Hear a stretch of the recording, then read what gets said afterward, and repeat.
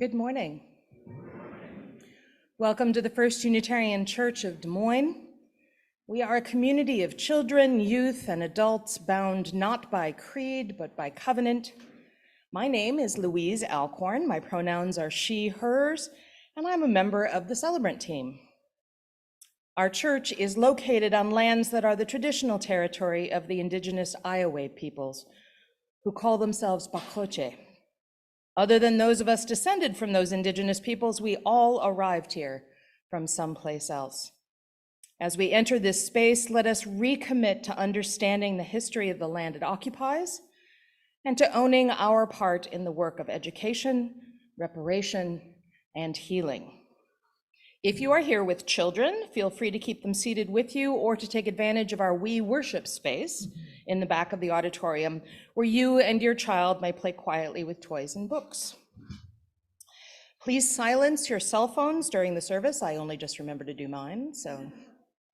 If you are joining us via Zoom, please make sure your mics are muted throughout the service. First Unitarian Church was first recognized by the Unitarian Universalist Association as a welcoming congregation 31 years ago. All right. Come reaffirm our commitment to civil rights at the Capital City Pride Parade later today and celebrate the lives of GLBTQ people in Iowa and everywhere. Information about where and when to gather is in the order of service. There's also some information out in the lobby. Again, welcome to this church where we grow ethically and spiritually, serve justly, and love radically.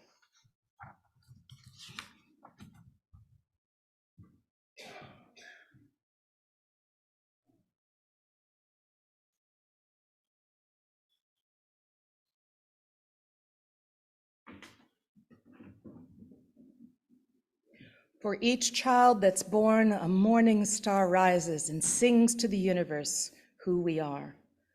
We are mothers of courage, fathers of time, daughters of dust, sons of great visions. We are sisters of mercy, brothers of love, lovers of life, and the builders of nations. We are our grandmother's prayers. We are our grandfather's dreamings. We are the breath of the ancestors. We are the Spirit of God. Our song is We'll Build a Land, which is number 121 in the gray hymnal. Please rise as you're able.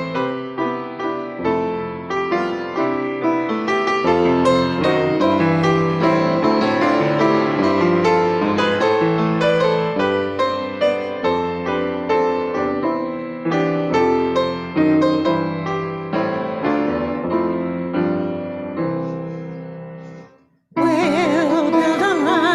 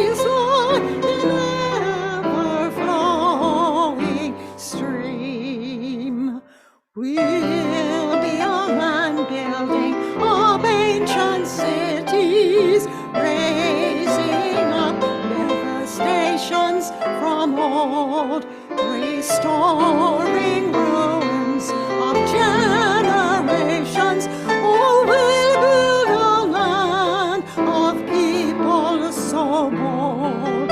Come, build a land where sisters and brothers, anointed by God, may then create peace, where justice shall rule down like waters, and peace like an ever-flowing stream. Come, build a land where the mantles of praises resound from spirits once faint and once weak, where like blood of righteousness stand her people.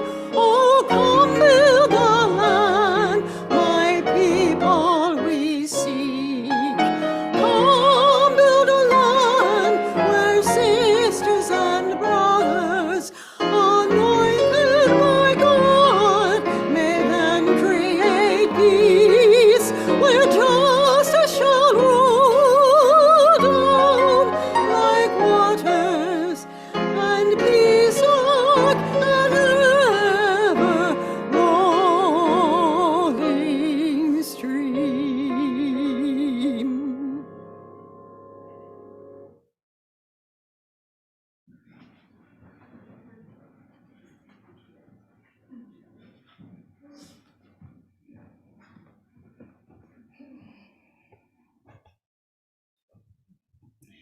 Our story today, for all ages, is The Circle of Days by Reeve Lindbergh.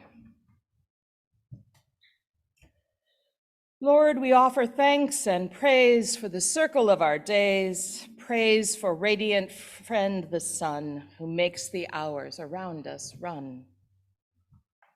For the moon and for the stars, brilliant, precious, always ours.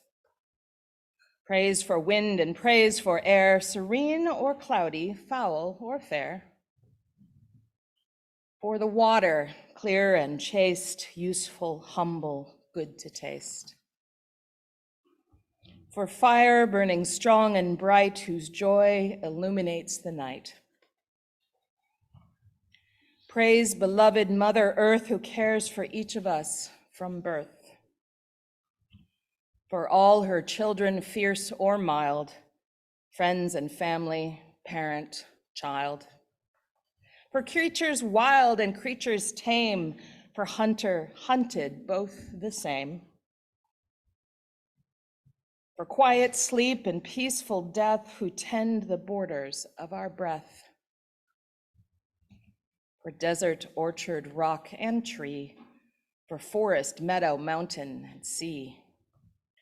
For fruit and flower, plant and bush, for morning robin and evening thrush. For all your gifts of every kind, we offer praise with quiet mind. Be with us always, guide our ways around the circle of our days.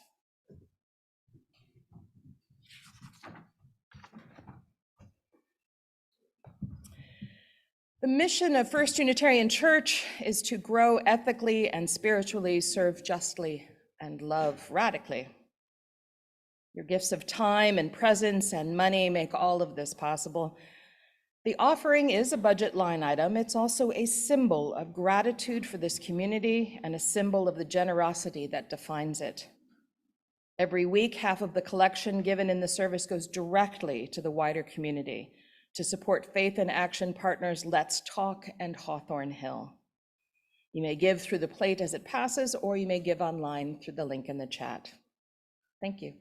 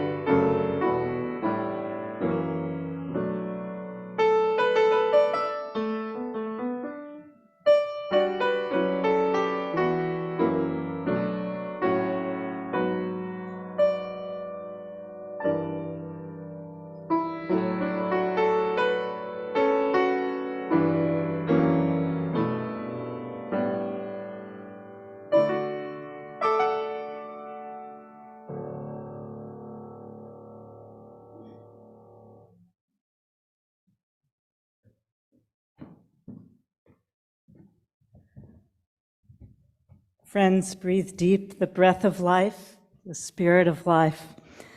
On this beautiful morning, this threshold of summer, on the threshold of comings and goings, the threshold of everything possible. I invite you into the spirit of rest and readiness that is the spirit of prayer to gather yourself, your feelings, your thoughts, and gather together as one strong body. On the cusp of this new day beginning, on the cusp of this church year drawing to its close, on the threshold of everything, let's hold silence together.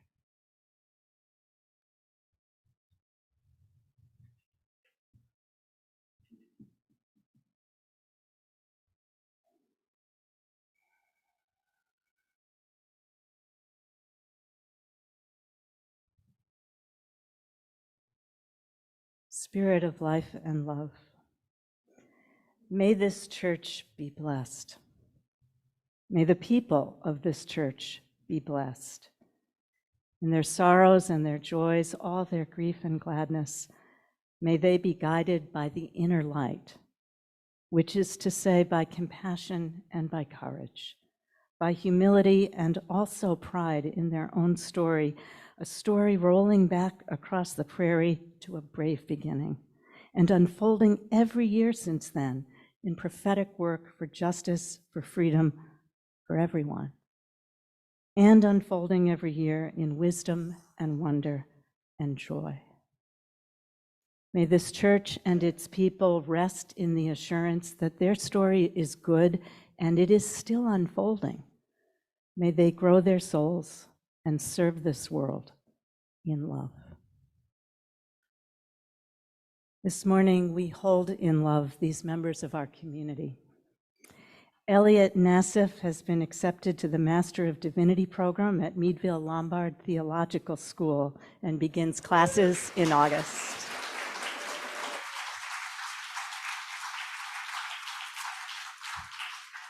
Elliot thanks the members of First Unitarian for nurturing their faith and will appreciate your continued support as they answer their call to ministry. And we hold Florence Freddy. Florence died this week on Tuesday. She was 100 years old, and her passing was peaceful. Plans for her memorial service are pending, and they'll be published in the Intercom. In the rising of the sun and in its going down, we will remember her. I invite you to speak the names of others that you're holding in your heart this morning.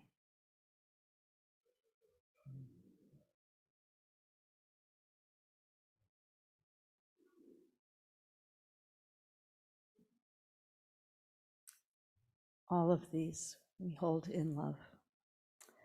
These words come from William Stafford. Be a person here. Stand by the river, invoke the owls, invoke winter, then spring. Let any season that wants to come here make its own call, and after that sound goes away, wait. A slow bubble rises through the earth and begins to include sky and stars and all space, even the outracing, expanding thought. Come back and hear the little sound again. Suddenly, this dream you are having matches everyone's dream, and the result is the world.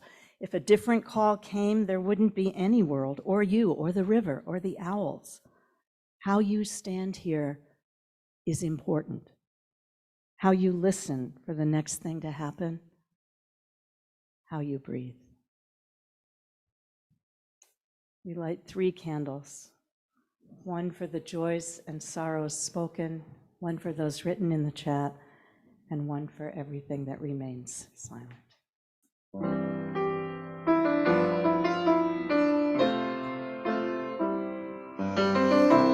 Comfort me, comfort me, comfort me, oh my soul.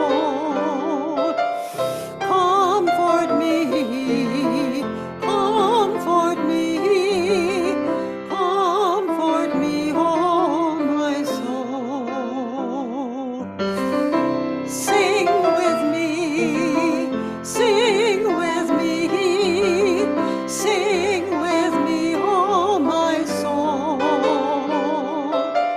Sing with me, sing with me, sing with me, oh my soul.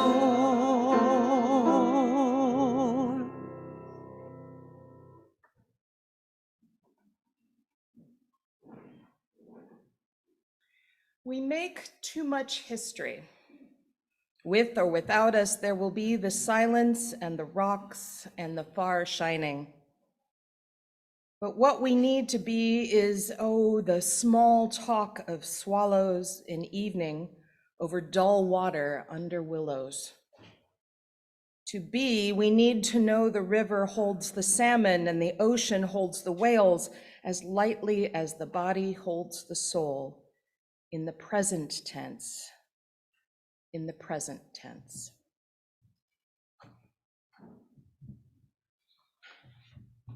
Now I'm going to welcome up Kelly.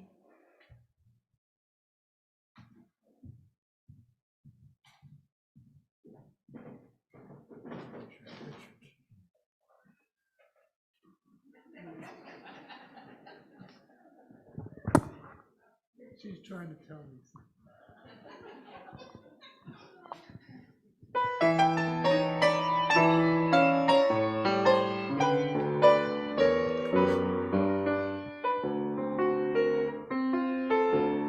You got a friend in me.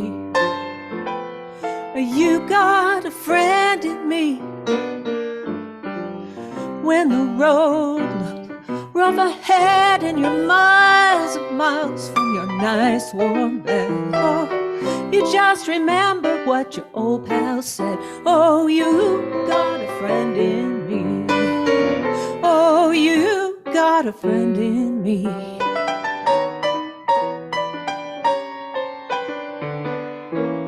Oh, you got a friend in me. You got a friend in me.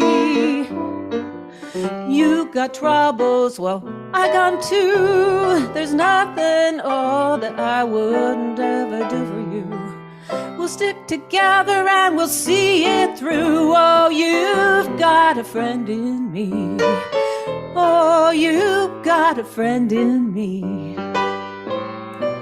Some other people might be a little bit smarter than I am, bigger and stronger too, maybe. But none of them will ever love you the way I do.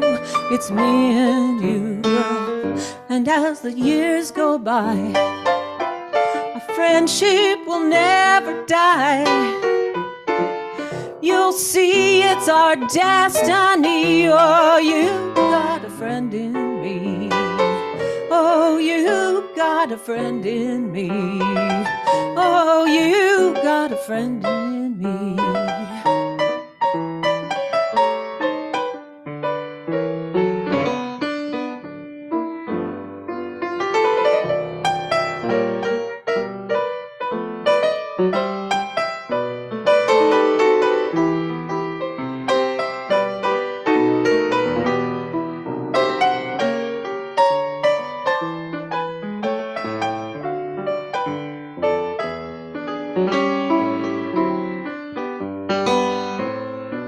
Some other people might be a little bit smarter than I am, bigger and stronger too, maybe.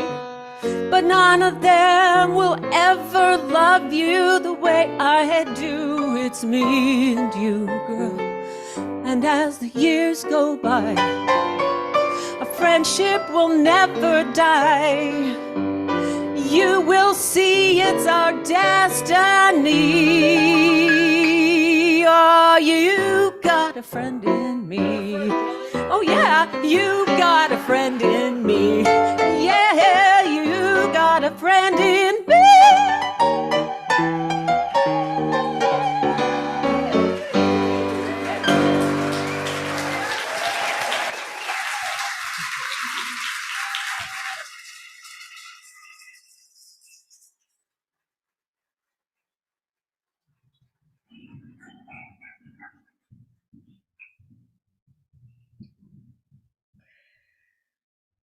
You are not 15 or 12 or 17. You are 100 wild centuries. And 15, bringing with you in every breath and in every step everyone who has come before you. All the yous that you have been, the mothers of your mother, the fathers of your father. If someone in your family tree was trouble, 100 were not. The bad do not win, not finally, no matter how loud they are. We simply would not be here if that were so. You are made fundamentally from the good. With this knowledge, you never march alone. You are the breaking news of the century. You are the good who has come forward. Through it all, even if so many days feel otherwise. But think, when you as a child learned to speak, it's not that you didn't know words. It's that from the centuries you knew so many, and it's hard to choose the words that will be your own.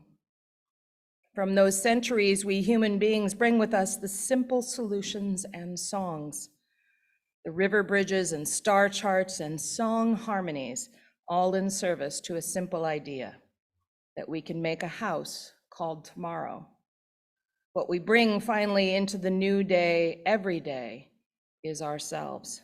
And that's all we need to start. That's everything we require to keep going. Look back only for as long as you must, then go forward into the history you will make. Be good, then better. Write books, cure disease, make us proud, make yourself proud. And those who came before you, when you hear thunder, hear it as their applause. Our next song is Hush, which is in the Teal Hymnal, number 1040.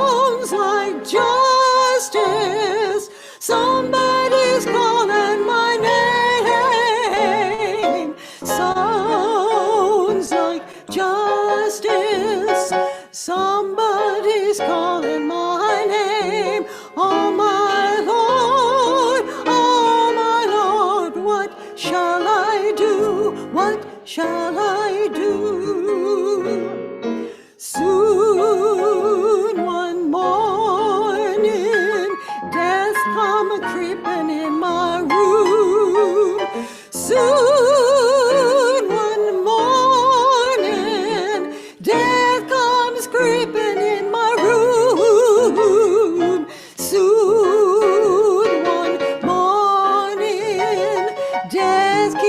girl in my room. Oh my Lord, what shall I do? What shall I do? I'm so glad trouble don't last always. I'm so glad trouble don't last always. I'm so glad trouble don't last always. Oh my Lord, what shall I do? What shall I do?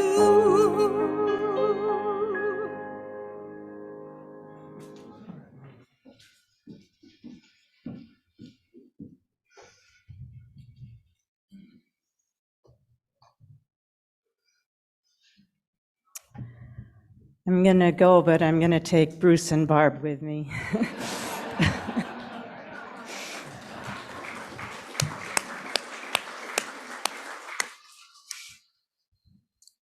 Sometimes on a Sunday when a visitor asks me in the coffee time, or a new member in the new member class bashfully raises their hand and asks, "What kind of church is this? And how did it get to be like this?" I'll talk about a river. And I think sometimes about the little stream that ran behind the church I served in Minnesota, connecting Cottonwood and Whitetail and the herons of that place to everything that lives and breathes and ever has, running all the way down to the St. Croix River and then to the Mississippi and rolling on to the Atlantic Ocean and all the other water, including the salty waters of our own bodies here and everybody. That little stream is so much like the one that flows back here. I will carry that water here with me because they're all connected, and carry this place when I go. So I'll talk about a river and say that our congregations are part of a long river of history, and each has its own story, and that small story is carried within the larger, older history of Unitarian Universalism, which flows from two separate streams, each a strong tributary of the river of American Congregationalism, carried across the ocean on the wild waters and waves of the Puritan Church, which flows out of the Protestant Reformation in Europe and in England, which branched off from the Roman Catholic Church in the 18th century, which in turn was one stream, but not the only one, running down the centuries from the waters of the early Christian Church in Alexandria, Jerusalem, and Rome. And if they're still with me, I'll say that, of course, flowed from the mystical headwaters of the ministry and teachings of the man Jesus, whose life and spirit flowed directly out of Judaism, but whose later influence was shaped not only by his own origins, which were poor and humble and not important, but also by later interpreters, some of whom were Jewish disciples, but some of whom were Greek. And that's another mighty artery flowing in.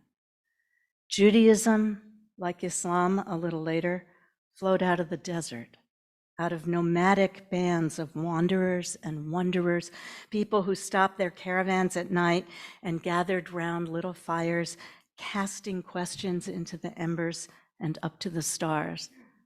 Where do we come from? What are we? Where are we going? And by these questions, they were bound to everybody, everywhere, and always. Every people on this earth asking questions around their fires, in their caves, in their kitchens late at night, their cubicles all day long, driving in their cars. That's the river of religion out of which we come. It is a powerful confluence of insistence on freedom of conscience and commitment to radical love, both high-risk, death-defying orientations of the spirit. Whenever somebody joins here, signs their name into the red membership book, it's not as if their story just gets washed away in the current. Rather, the course of the entire stream, the direction and flow of your whole congregation and our whole tradition shift just a little, simply by their coming. You each affect how it will go, how we will go as a movement by your willingness to join your story with all the other ones. This history is a lively, living water made holy by your presence. And so we say to all who want to come and need to come, come in. Whether they sit here in the auditorium week after week, or sit on committees year after year, or whether they never come in here, but find safe harbor and their spirit's only home at the Trans Lives Festival in April, or out on the Labyrinth with the Cups group, or downstairs in the classrooms. It doesn't matter where they sit. We're here, each of us, ministers, members, visitors, friends, to be part of a story that's larger than any of our own little stories, which matter so much, and which don't matter, and which do. The river flows on and on. The church rolls on. 2 years ago, I left a church I loved after 22 years. Like you, we had just come through the pandemic closure. We were blinking in the sunlight, dusting ourselves off like people coming out of an earthquake. I knew it was the right time to leave. And like you, we had also just come through all of the uprisings, local, national, global, all that outrage and sorrow and trauma and that fiery, irrefutable hope.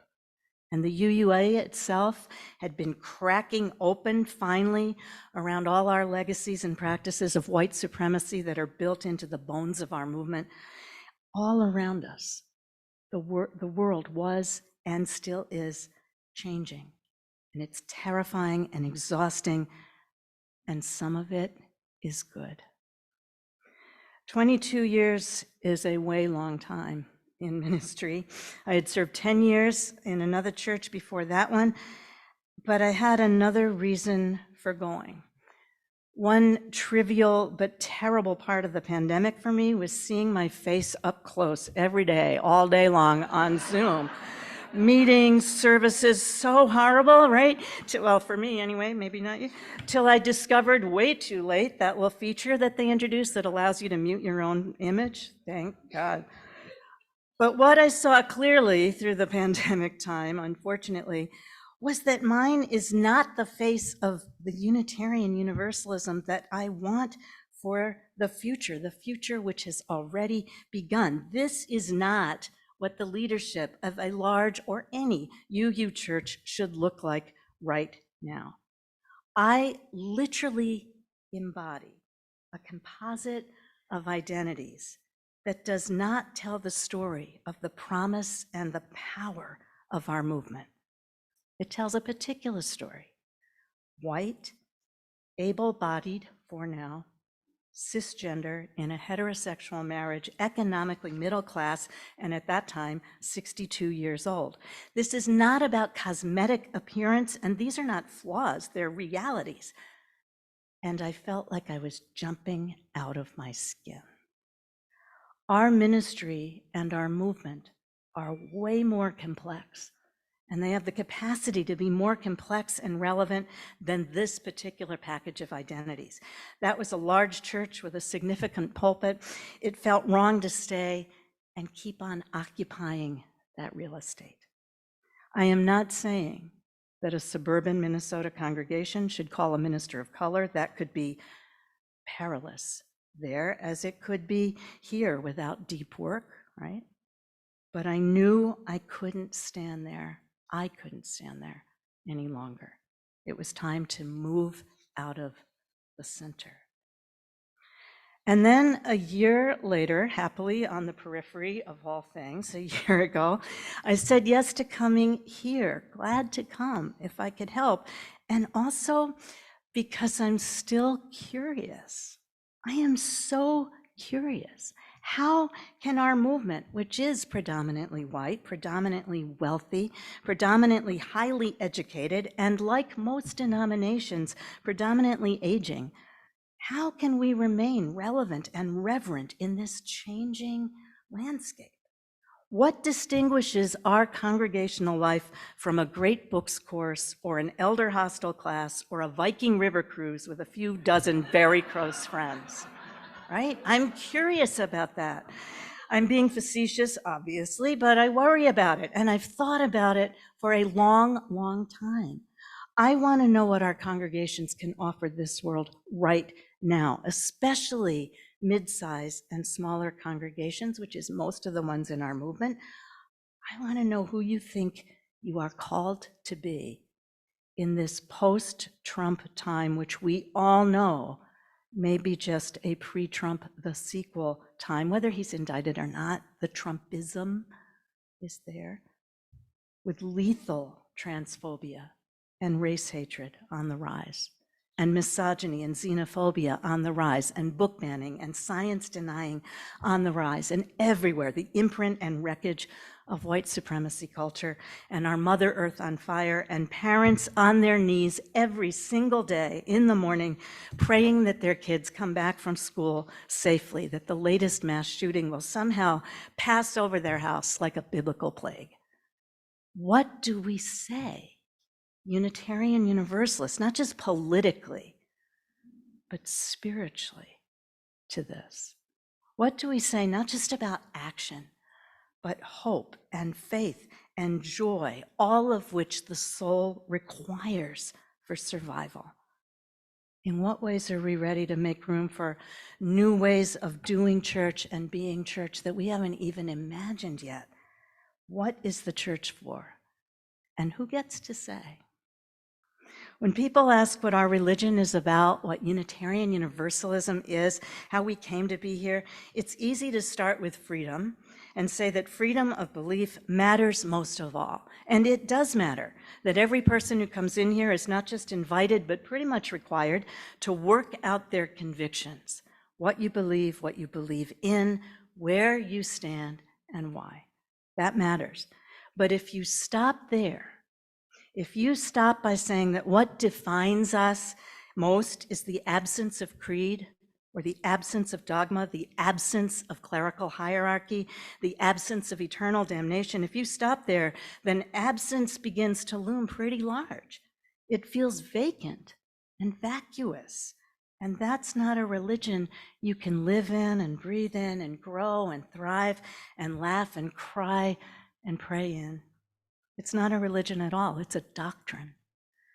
Freedom matters, but it only makes sense spiritually and ethically if it's counterbalanced by its counterpart, its paradox, which is interdependence, which is mutual care, which is compassion, which is love. Without this, our freedom starts to look a lot like self-interest, like the myth of self-reliance, like some kind of Tea Party religion for spiritual mavericks who don't play well with others. When people ask what our tradition is all about, you could start on the flip side. And instead of saying, we believe everyone's free and independent, do we though? Say we believe that everyone and every living thing is intricately, inextricably connected, intimately and elegantly relational, and that we know this from nature and from science and from our own lived lives, where not a day goes by that we're not dependent on each other and on blessings we could never earn, and not a day goes by when we're not asked for help. We need everybody at the table, every voice in the room. And we no longer need, nor can we afford, to rail against other religions, some of whom are our best allies, not even against the prevailing orthodoxies. People are seeking spiritual strength, a larger hope, a deeper faith in something than straight up atheism all by itself can provide. That old Unitarianism was its own kind of fundamentalism. We know that now. This is not 1950 or 1970 or 1990 or even 2020. The people seeking us are not seeking information, which is everywhere, or intellectual stimulation, which is everywhere, but spiritual sustenance and spiritual practice and beloved community, not an alumni circle of hyper-educated overachievers. Not just speaking for myself, not belief in God necessarily, but an embodied multilingual song of the soul to help us get through the night and a psalm of gratitude and gladness in the morning. People are not seeking an alternative to religion. That's not what I hear in new member classes. They are seeking an alternative to capitalist, materialist, consumerist, increasingly fascist culture of violence. They are, right? That's why it's a church. They are seeking a spiritual fluency crossing borders of belief. Some may be atheists, some are probably humanists, but theology is no longer the driving force bringing people to our doors. It is community. It is radical love. It is faith in the spirit of life. There is so much to be done. So much work to accomplish, organizing, marching, lobbying, resisting, persisting. It is breathtaking, the work that you do. It is to some extent what defines us as Unitarian Universalists, this prophetic, progressive work to fix the world and change it. It's why so much of last week's annual meeting was all about faith in action and social justice. You care so much about it, rightly so, and you've always been known for walking your talk and putting your care on the line. But it matters as well, and maybe as much in these times, that your soul has a place to come home to be replenished and restored. There's a danger for us, Unitarian Universalists, in these dangerous times, a mortal danger that's like a mortal sin, this belief that we can or should try to fix it all in our lifetime. This belief that if we really try, we can hard work the trouble away, reason the trouble away. And the danger with that, when you give your whole heart and expect the world to change as a direct result, the danger is disappointment, which can make you sad over time, your spirit weary, turn idealism into cynicism before you're even old, make you feel you failed or that everybody else is failing. There's danger, not just of discouragement, but losing faith, our soul force. When we've worked so hard and then we don't win peace in our lifetime, don't triumph over climate change, can't conquer racism, classism, homophobia, we run the risk of a spiritual crisis, and it can start to look like apathy. It can feel just a little like despair. But this language, win, triumph, conquer, that's the language of conquest and empire. And it's no wonder we're sometimes tired if those are our terms, because conquering a thing is never the right thing and rarely possible. Jesus said, "The poor you will always have with you." And he did not mean, so don't worry about them. You might as well try to get rich. He meant, I think, greed and fear run so deep in humans, they're so hard to root out, and thus inequity and war and oppression and poverty just run rampant. So be about the work of hospitality and radical grace, and know that good will come, laws will change, the arc will bend back toward justice, but not all at once, and definitely not in your short lifetime. This is not a contract situation where you get to say you'll work for change, but only if you see tangible signs of measurable progress. That is not how it goes. He meant, I think, as others since Jesus have meant, give your life away. Love with heart, mind, soul, and strength, and let go of your need for results and perfection. Just do your work. It is hubris to believe we can fix everything or control anything. Love anyway. Shine anyway. Some things will shift. Lives and souls will be saved, maybe starting with your own. Unclench your angsty little fist, talking to my own hand here now, and put one into the hands of all the people who came before you, every ancestor who lived their life for love. We are the evidence of that. And place the other in the hands of those who will come next, because they're coming, ready or not, and they need something to hang on to. That something is your own inexhaustible conviction. And when you're exhausted, rest. Take stock of what you love. Take care of yourself and your family. Take time to be grateful and amazed. There's this beautiful phrase, it's a blessing, it's an admonition, it's a spell, and you will see it this afternoon on t-shirts and posters and stickers and chalk art on the street at the Pride Parade today. It says, you are enough. You are enough. And that's true. We make too much history, says Ursula Le Guin. With or without us, there will be the silence and the rocks. What we need to be is the small talk of swallows in the evening under willows. To be, we need to know the river holds the salmon and the ocean holds the whales as lightly as the body holds the soul. In the present tense, in the present tense. There's something about that tension and that release of tension, that awareness that we make a lot of history, maybe too much, maybe more than we can handle. And sometimes all we really need to do is breathe. Breathe and give thanks, wonder and breathe. Our lives are so short, even if you live to be 100 years old, like Florence. What we need to be is the small talk of sparrows, fully present in the present. In this beautiful broken world, present to the soul within and the circle of community that holds it. So I'll tell you one last story. A few years ago, over a wide swath of months, a longtime member of the Minnesota congregation started coming to the church 3 or 4 times a week. He always had an urgent program idea to discuss, the same one every single time, because Bob was living then with advancing dementia. His idea was big and passionate and impossible and insistent, and he always came when I was busy. So we tried to have volunteers from the pastoral care team sit with him, but he wanted none of that. And he'd come into my office and sit down and launch in, and I think he sensed his project wasn't going to fly. And it made him agitated. So at that same time, I was bringing my dog to church a few days a week. Pippin is a rescue dog, and we've had her since she was a puppy.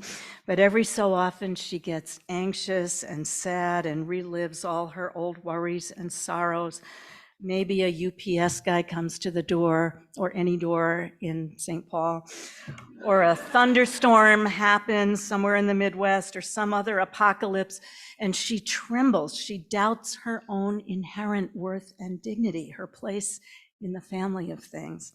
So one day, Bob and Pippin were there at the same time, the 3 of us, this unholy trinity of unsettled anxiety, right? Bob with his project, Pippin with her existential dread, me wanting to calm everybody and fix everybody because I'm paid to do it and called to do it, but mostly frustrating about needing to get back to my oh so important busy work.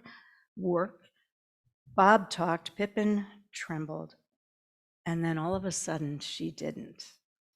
At some point, she got up and she sat down right under Bob's dangling hand. And as he spoke, he kept brushing her head, her ears with his hand by accident, still talking, but slower and slower and not quite so worked up, because that's what dogs do for us.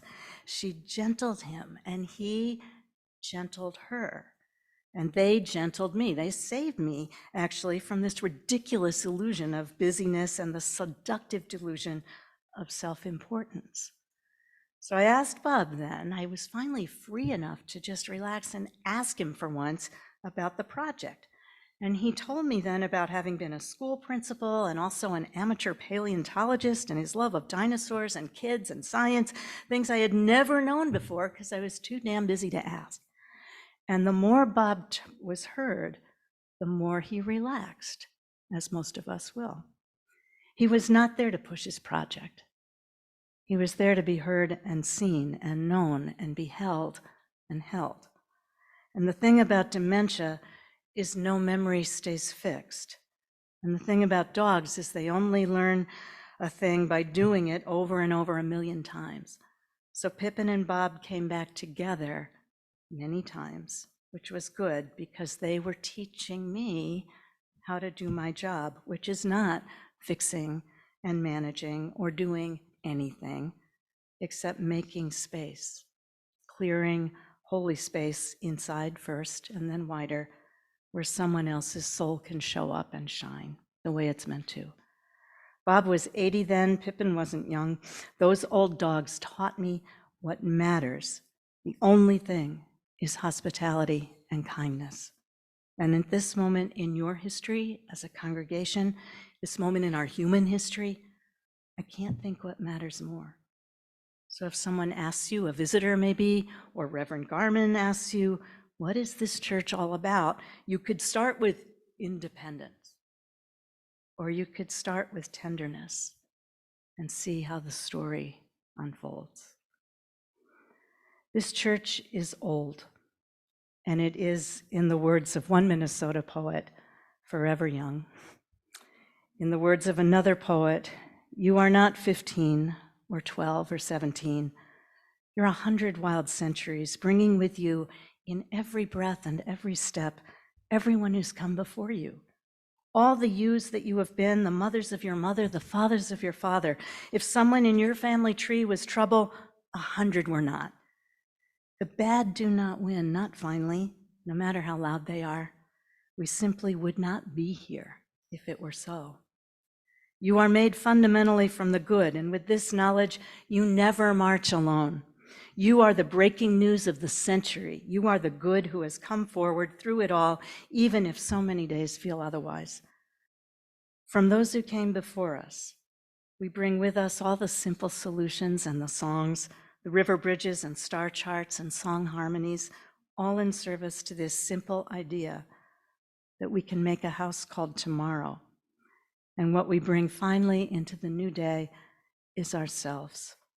That's all you need to start, everything you require to keep going. Look back, says Alberto Rios, look back only for as long as you must, and then go forward into the history you will make. Be good, then better. And those who came before you, when you hear thunder, hear it as their applause. You're a beautiful church. It has been my honor to watch you building for yourselves and your children, for everybody who needs the shelter of this roof and the saving gladness of our faith, a home in the house of tomorrow. Amen. The hymn is the first one in the gray hymnal, Prayer for This House.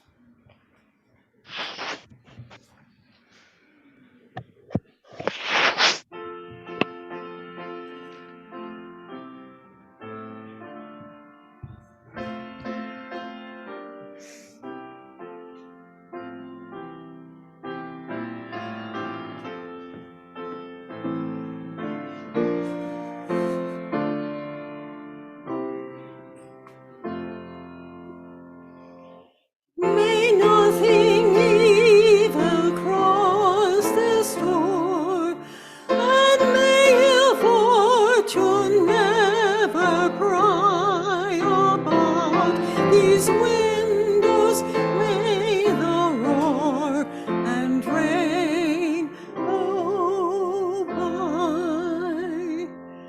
By faith and will the rafters will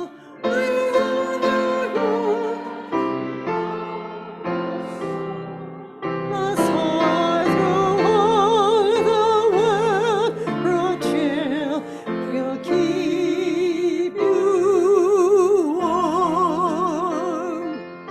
We shall walk softly through these rooms, touching our lips with holy wine, till every azure corner blooms into our shine.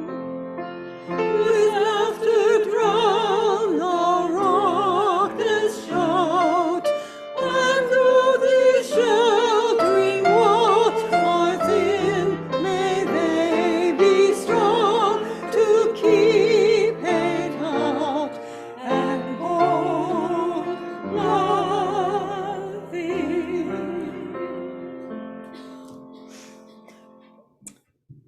From Wendell Berry. The grace that is the health of creatures can only be held in common. In healing, the scattered members come together and the holy re-enters the world. In coming together, we lose loneliness, we clasp the hands of those who go before us and the hands of those who come after us, and we enter the little circle of each other's arms, and the larger circle of lovers whose hands are joined in a dance, and the larger circle of all creatures passing in and out of life who move also in a dance, to a music so subtle and vast, no ear hears it except in fragments. Let tomorrow come tomorrow. Not by your will is this house carried through the night.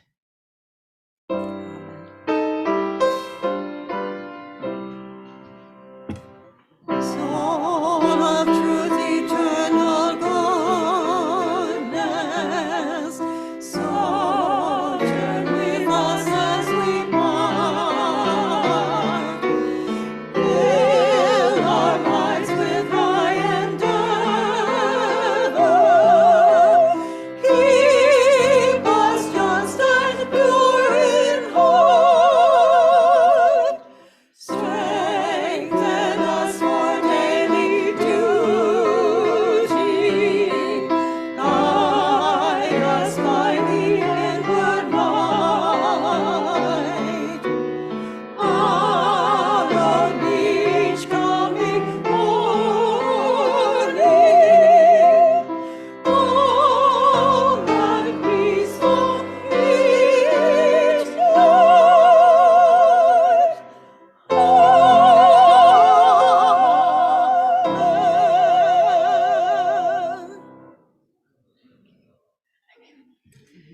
We extinguish this flame, but not the light of truth, the warmth of community, or the fire of commitment. These we carry in our hearts until we are together again. Go in peace.